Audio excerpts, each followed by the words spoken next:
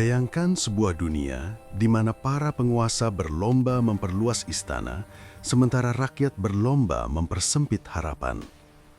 Bayangkan sebuah sistem yang sudah ratusan tahun berdiri, mengalirkan kekayaan ke segelintir orang dan kemiskinan ke jutaan manusia. Lalu tiba-tiba, hanya dalam waktu kurang dari 3 tahun, sistem itu terguncang bukan oleh pemberontakan, bukan oleh perang, bukan oleh revolusi berdarah, tetapi oleh sesuatu yang jauh lebih berbahaya bagi kekuasaan, keadilan yang dijalankan tanpa kompromi. Bayangkan para petugas zakat berkeliling dari kota ke kota, dari desa ke desa, membawa harta negara dan bertanya, siapa yang masih miskin? Dan bayangkan mereka kembali dengan tangan gemetar, bukan karena ketakutan, tetapi karena kebingungan, karena tidak ada lagi yang mau menerima. Ini bukan dongeng, ini bukan legenda yang dibesar-besarkan, ini bukan propaganda kekuasaan. Ini adalah sebuah fase singkat dalam sejarah manusia ketika dunia untuk pertama dan terakhir kalinya menyaksikan bagaimana kekuasaan yang tunduk sepenuhnya pada nilai, bukan ambisi, mampu membalik logika peradaban. Dan tokoh di balik semua itu bukan penakluk wilayah, bukan jenderal perang, bukan orator ulung yang memukau massa. Ia justru seorang lelaki yang tak pernah menginginkan tahta, tetapi ketika tahta itu jatuh ke tangannya, ia memperlakukannya seperti amanah yang menakutkan. Namanya Umar bin Abdul Aziz. Dan kisah ini bukan tentang betapa hebatnya ia memimpin. Kisah ini adalah tentang betapa berbahayanya keadilan bagi sistem yang sudah nyaman dengan ketidakadilan. Tonton sampai akhir. Karena di ujung kisah ini, kamu akan sadar bahwa dunia tidak kekurangan sumber daya, dunia hanya kekurangan pemimpin yang berani hidup sederhana. Assalamualaikum warahmatullahi wabarakatuh.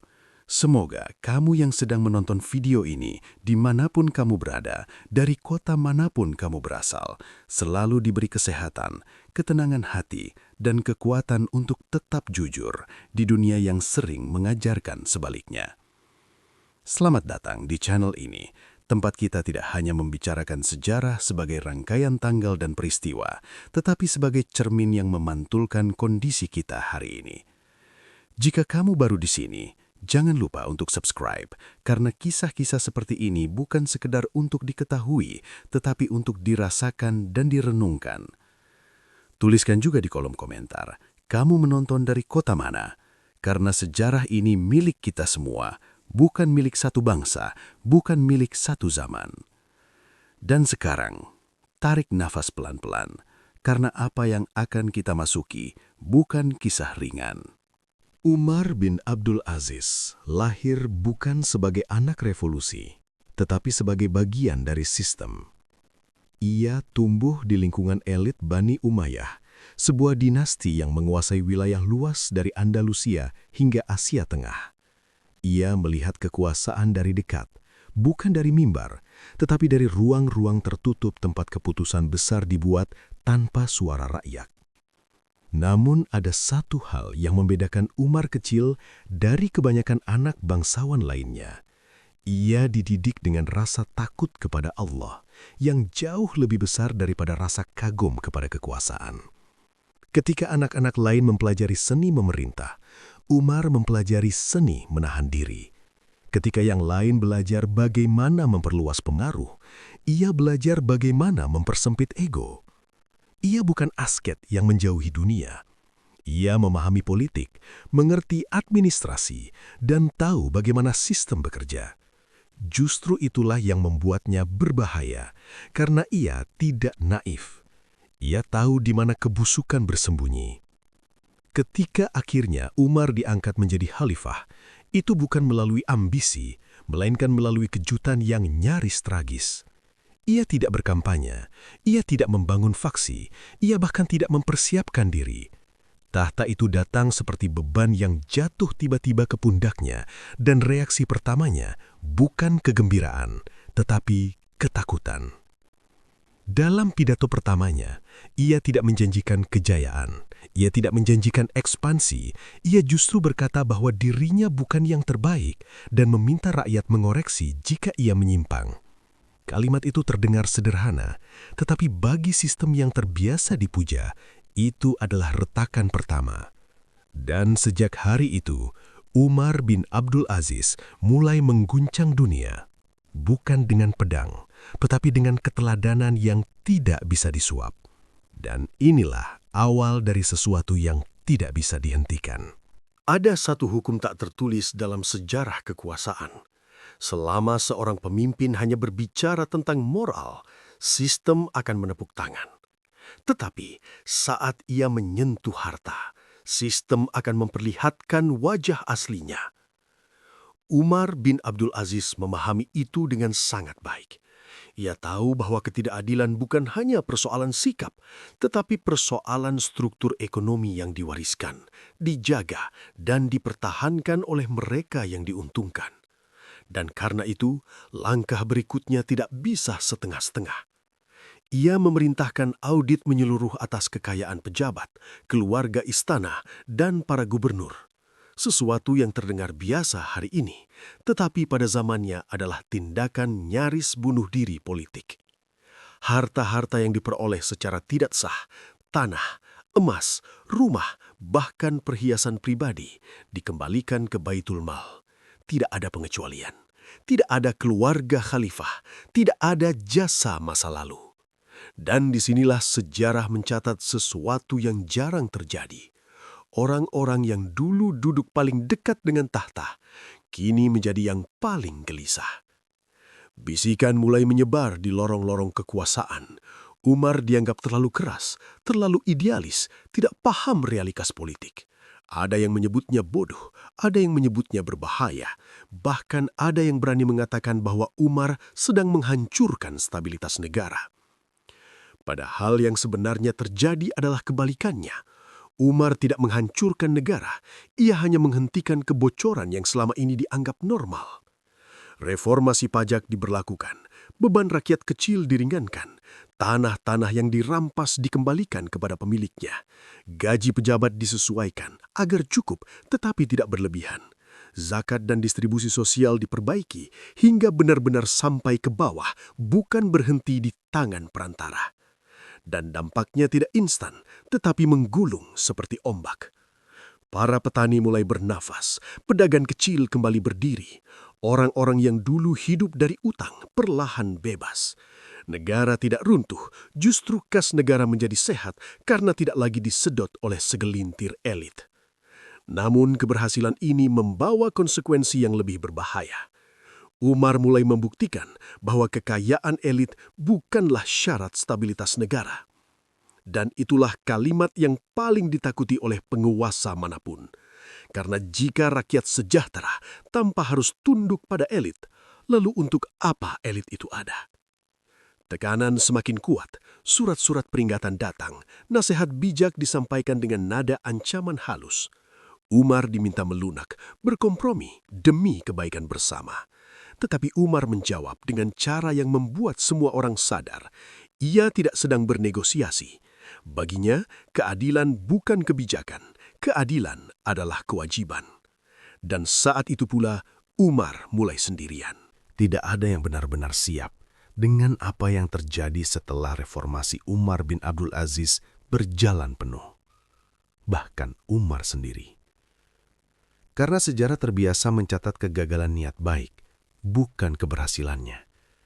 Dunia lebih akrab dengan cerita tentang korupsi yang tak pernah habis, kemiskinan yang diwariskan turun-temurun, dan sistem yang terlalu besar untuk diubah oleh satu orang. Tetapi kali ini, sistem itu mulai retak, dan retakannya tidak bisa disembunyikan. Para amil zakat mulai melaporkan sesuatu yang aneh. Awalnya dianggap kebetulan. Di satu kota, zakat tidak terserap habis. Di kota lain, distribusi tertunda karena jumlah penerima berkurang. Hingga akhirnya, laporan-laporan itu menumpuk di atas meja administrasi negara, membentuk satu kesimpulan yang membuat para pejabat terdiam terlalu lama. Mereka kesulitan menemukan orang miskin. Bukan karena data yang salah, bukan karena manipulasi laporan, tetapi karena orang-orang yang dulu hidup di batas paling bawah kini perlahan berdiri dengan kaki mereka sendiri. Tanah yang kembali kepada pemiliknya mulai digarap. Perdagangan kecil hidup kembali. Utang dilunasi. Anak-anak kembali belajar tanpa harus bekerja terlalu dini. Dan yang paling mengejutkan, sebagian orang menolak zakat, bukan karena sombong, tetapi karena mereka merasa tidak lagi berhak. Di titik ini, dunia seharusnya bersorak, tetapi justru disinilah ketegangan memuncak, karena kesejahteraan massal adalah mimpi indah bagi rakyat dan mimpi buruk bagi elit yang hidup dari ketergantungan rakyat. Para bangsawan mulai kehilangan pengaruh. Tidak lagi dibutuhkan sebagai penolong, tidak lagi menjadi pintu akses bantuan, tidak lagi bisa menukar bantuan dengan loyalitas. Struktur kekuasaan yang selama ini berdiri di atas ketimpangan perlahan kehilangan pijakan. Dan Umar tahu itu. Ia tahu bahwa keberhasilannya bukan hanya membawa pujian, tetapi juga mengundang bahaya yang lebih senyap. Bahaya yang tidak datang dengan pedang, tetapi dengan racun. Tidak datang dengan pemberontakan, tetapi dengan doa-doa palsu dan senyum penuh kepentingan. Tetapi Umar tidak berhenti.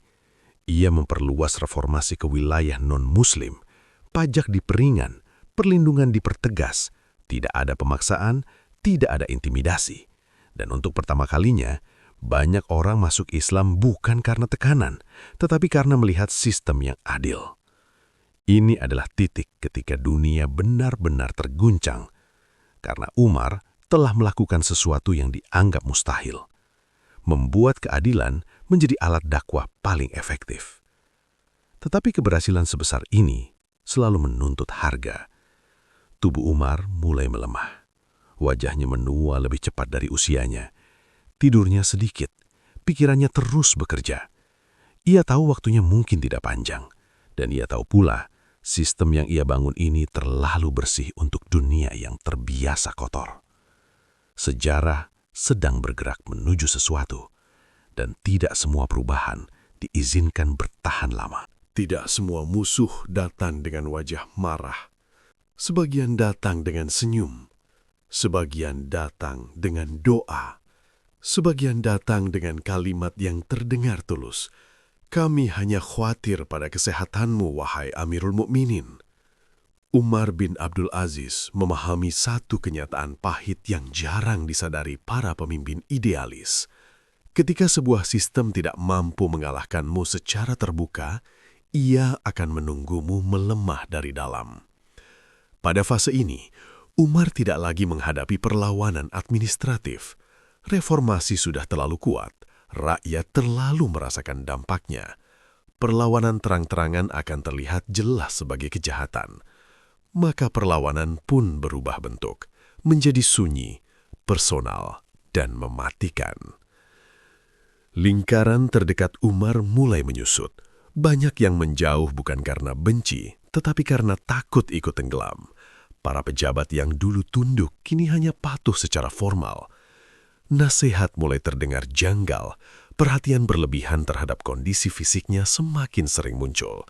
Makanan, minuman, obat, semua tiba-tiba menjadi perhatian negara. Dan Umar menerima semua itu tanpa kecurigaan berlebihan. Bukan karena bodoh, tetapi karena ia memilih husnuzon di dunia yang hidup dari prasangka.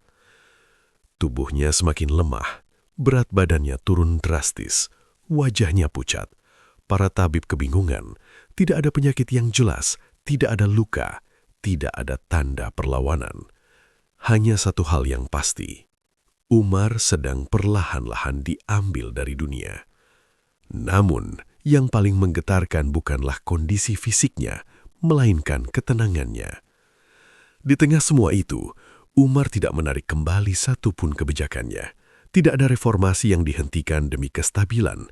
Tidak ada keistimewaan yang dikembalikan demi keamanan pribadi. Ia tetap menolak hidup mewah, tetap tidur sederhana, tetap mematikan lampu negara ketika urusan pribadi dimulai. Seolah-olah ia tahu bahwa hidupnya mungkin singkat, tetapi jejaknya harus panjang. Orang-orang mulai berbisik.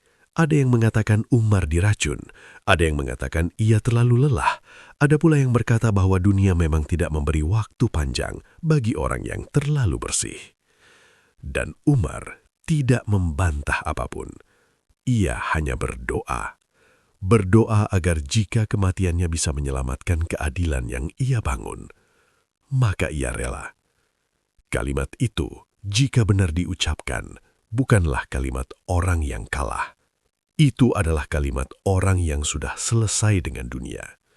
Dan disinilah ketegangan mencapai puncaknya. Karena sejarah sedang bersiap mengambil sesuatu yang sangat berharga. Dan dunia belum siap kehilangan orang seperti Umar bin Abdul Aziz. Tidak ada upacara besar di hari-hari terakhir Umar bin Abdul Aziz. Tidak ada pengumuman resmi. Tidak ada lonceng kematian yang dibunyikan oleh istana. Yang ada hanyalah sebuah rumah sederhana, tubuh yang semakin rapuh, dan seorang lelaki yang menyadari bahwa waktunya di dunia hampir selesai. Umar tidak meminta tabib terbaik. Ia tidak memanggil pengawal tambahan. Ia tidak meminta perlindungan khusus. Ia justru meminta sesuatu yang sangat jarang diminta oleh orang yang pernah berada di puncak kekuasaan. Kesendirian untuk bermuhasabah. Ia menangis, bukan karena takut mati, tetapi karena takut belum cukup adil. Kalimat itu menghantam siapapun yang mendengarnya. Karena jika Umar bin Abdul Aziz yang telah mengubah wajah negara, menghapus ketimpangan, dan membuat dunia kehabisan orang miskin, masih merasa takut belum adil, maka apa kabar manusia lain yang hidup nyaman di atas penderitaan sesama? Ia memanggil keluarganya, bukan untuk membagi warisan, karena hampir tidak ada yang bisa diwariskan. Harta yang dulu bisa membuat keluarganya hidup mewah, telah ia kembalikan ke Baitul Mal. Ia meninggalkan anak-anaknya bukan dengan emas, tetapi dengan nama baik dan doa.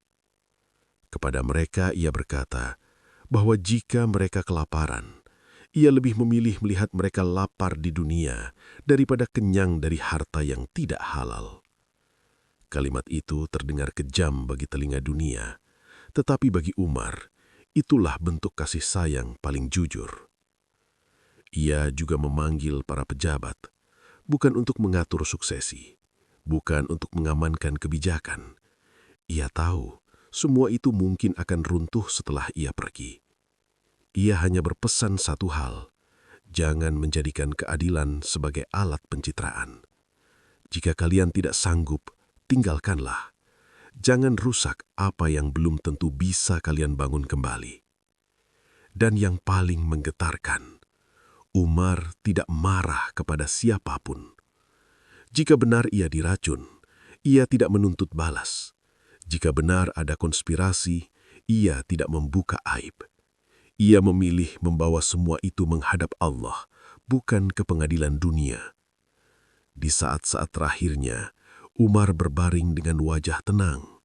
Tidak ada penyesalan, tidak ada ambisi yang tertinggal, tidak ada ketakutan kehilangan kekuasaan. Yang ada hanyalah harapan sederhana. Semoga Allah menerima amalnya yang sedikit dan memaafkan kekurangannya yang banyak. Dan dunia bersiap kehilangan satu-satunya pemimpin yang pernah membuktikan bahwa kekuasaan bisa dijalankan tanpa cinta pada kekuasaan itu sendiri. Umar bin Abdul Aziz wafat tanpa kemegahan. Tidak ada prosesi yang menggetarkan dunia. Tidak ada ratapan resmi dari istana. Ia pergi seperti ia hidup, sederhana, sunyi, dan tidak menuntut apapun dari dunia. Dan justru disitulah tragedi terbesar dimulai. Tidak butuh waktu lama bagi sistem untuk bernafas lega. Reformasi yang terlalu bersih mulai dilonggarkan. Kebijakan yang terlalu adil mulai disesuaikan. Hak-hak istimewa yang dulu dikembalikan ke Baitul Mal perlahan menemukan jalan pulang ke tangan-tangan lama. Tidak semuanya langsung runtuh karena keadilan Umar terlalu kokoh untuk dihancurkan sekaligus. Tetapi arah sejarah perlahan dibelokkan. Dan dunia kembali mengenali dirinya. Para petugas zakat tidak lagi kebingungan mencari penerima. Kemiskinan perlahan muncul kembali, seperti bayangan lama yang tidak pernah benar-benar pergi. Bukan karena Umar gagal, tetapi karena keadilan membutuhkan penjaga yang terus hidup. Sementara Umar hanyalah satu manusia dengan umur terbatas. Disinilah twist terbesar dari kisah ini terungkap. Umar bin Abdul Aziz tidak gagal mengubah dunia.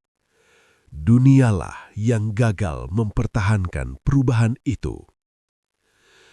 Kepemimpinan Umar terlalu jujur untuk dijadikan standar jangka panjang oleh sistem yang bergantung pada kompromi. Ia menjadi bukti yang tidak nyaman. Bukti bahwa kemiskinan bukan takdir. Bukti bahwa ketimpangan bisa dihapus. Bukti bahwa kekuasaan tidak harus kotor. Dan justru karena itulah kisahnya jarang diulang dengan utuh. Sejarah lebih senang menceritakan penakluk wilayah, lebih gemar mengagungkan ekspansi, lebih nyaman dengan kejayaan yang terlihat. Tetapi Umar menunjukkan sesuatu yang jauh lebih berbahaya bagi dunia. Keadilan yang konsisten. Ia memerintah singkat, tetapi dampaknya panjang. Ia hidup sederhana, tetapi meninggalkan standar yang tak terkejar. Ia wafat tanpa harta, tetapi membuat dunia sadar bahwa kekayaan terbesar sebuah peradaban adalah rasa cukup. Dan pertanyaan paling tajam dari kisah ini bukan tentang Umar, tetapi tentang kita. Jika satu orang adil mampu mengguncangkan sistem dunia, mengapa dunia begitu cepat kembali pada ketidakadilan setelah ia pergi? Apakah karena Umar terlalu sempurna? Atau karena dunia memang belum siap hidup tanpa penindasan? Twist terbesar dari kisah Umar bin Abdul Aziz adalah ini. Ia bukan manusia luar biasa yang mustahil ditiru. Ia hanya manusia yang memilih takut kepada Allah lebih dari takut kehilangan tahta. Dan justru karena itu, kisahnya menjadi cermin yang menyakitkan. Karena ia membuktikan bahwa masalah dunia bukan kekurangan solusi, tetapi kekurangan keberanian moral. Umar tidak menciptakan sistem baru, ia hanya mengembalikan sistem pada ruhnya. Dan dunia tidak nyaman dengan itu. Jika kamu merasa kisah ini membuat dadamu sesak, itu wajar. Karena keadilan sejati selalu meninggalkan pertanyaan yang tidak mudah dijawab. Kisah Umar bin Abdul Aziz bukan untuk membuat kita kagum, tetapi untuk membuat kita bertanya pada diri sendiri.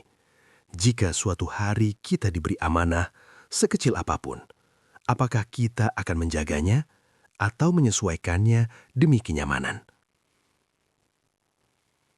Jika kamu merasa kisah ini layak didengar lebih banyak orang, jangan lupa subscribe dan bagikan. Tulis di komentar, kamu menonton dari kota mana? Semoga dari manapun kita berasal, kita tidak berhenti percaya bahwa dunia bisa lebih adil. Bukan karena sistem sempurna, tetapi karena manusia berani berjujuran. Karena pada akhirnya, dunia tidak kekurangan pemimpin. Dunia hanya kekurangan orang yang berani hidup seperti Umar bin Abdul Aziz.